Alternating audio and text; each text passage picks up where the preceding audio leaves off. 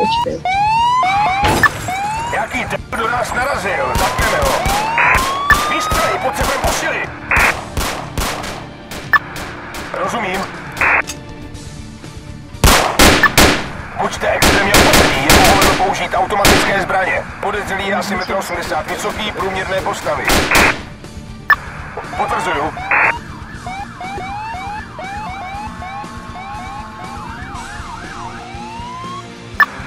Všem jednotkám, kód zelená, vraťte se na stanici.